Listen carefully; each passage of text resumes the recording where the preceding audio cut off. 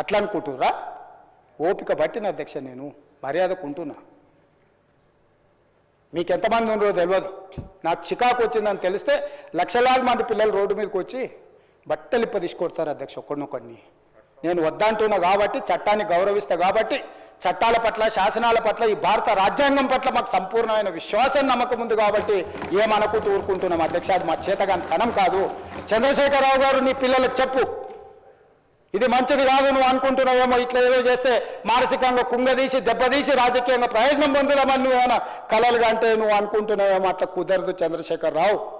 నేను చెప్పదలుచుకున్నా, హద్దు దాటితే మాట జారితే దాని ఫలితం ఎట్లుంటుందో అనుభవిస్తారని నేను చెప్పదలుచుకున్నా అధ్యక్ష.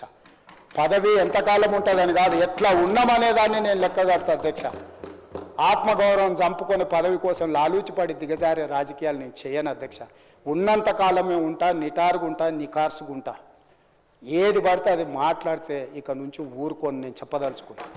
మీరు అనుకుంటున్నాం ఏది పడితే అది బాగా మాట్లాడితే చలిపోద్ది, లేకపోతే కోర్టుకు పోతే బెయిల్ వస్తుంది, లేకపోతే ఈడిపోతే అది వస్తుంది, ఆడిపోతే ఇది వస్తుంది, మానసికంగా మమ్మల్ని దెబ్బతీసి ప్రయోజనం పొందాలని. అవసరమైతే చట్టాన్ని సవరించే పని అని చేస్తాం. ఏం భాష అధ్యక్ష? ఒకసారి మీరు చూడండి అధ్యక్ష.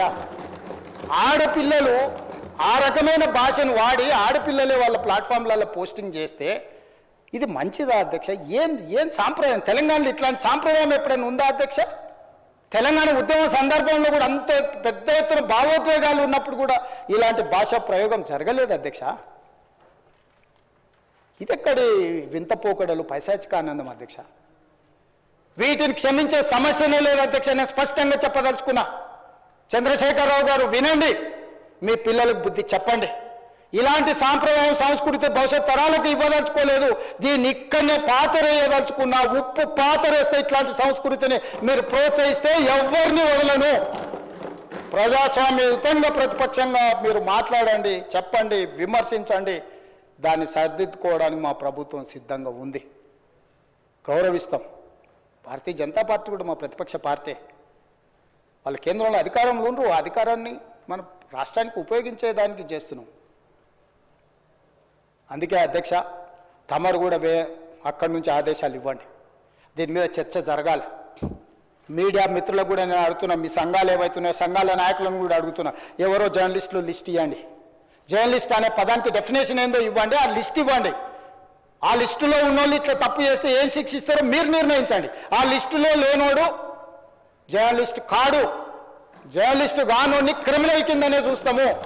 ఆ క్రిమినల్స్ని ఎట్లా జవాబు చెప్పాలనో గట్లనే చెప్తాం. ముసుగేసుకొని వస్తే ముసుగు ఊడవికి బట్టలు గుడ్డలు ఊడదీసి కొడతా అని చెప్తున్నా. నేను తమాషా చేయొద్దు.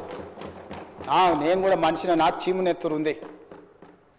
అన్నిటికీ బరాయించుకుంటే తప్పులని అన్నిటిని మోసుకుంటే ఏదో కుర్చీలు ఉన్నా కాబట్టి ఊరుకుంటా అనేమన్నా ఏషాలు ఏదలుచుకోరాం. అన్ని చట్టపరంగానే చేస్తా.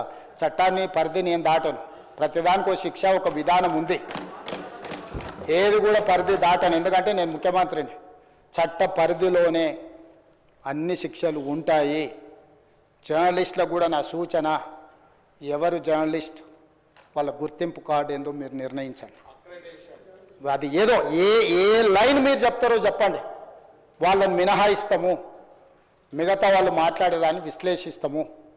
వాళ్ళందరి గురించి చర్చ చేద్దాం. అవసరం అనుకుంటే తమరు అనుమతిస్తే నాకు ఒక రోజు దాని మీద చర్చ పెట్టాలని ఉంది సభలో అధ్యక్ష. సభా నాయకుడిగా నా రిక్వెస్ట్ మీకు ఒకటే, ఈ విశృంఖలత్వాన్ని ఆపాలి. ఎక్కడో ఒక దగ్గర దీనికి పరిష్కారం చూపించాలి అధ్యక్ష. పరిష్కారం చూపించకపోతే భవిష్యత్తులో ఈ తెలంగాణ సమాజానికి ఇది ఒక చీడపురుగులాగా ఈ వ్యవస్థను దెబ్బతీసే పరిస్థితి వస్తుంది. దానికోసం చట్టసభలు, కరెక్ట్ శ్రీధర్ బాబు గారు చెప్పినట్టు, దీనికి చట్టసభలే ఉన్నదే చట్టాలు చేయడానికి. దానికి చట్టం చేద్దాం.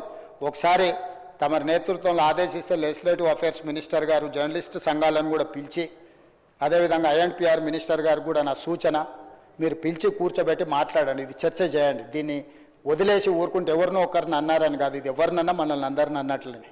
నా ఒక్కడి ఆవేదన కాదు, ఇది అందరి ఆవేదన వినే నేను ఈరోజు నేను చెప్పదలుచుకుంటాను. నన్ను ఒక్కరిని ఏదో అన్నారు ఇదని కాదు.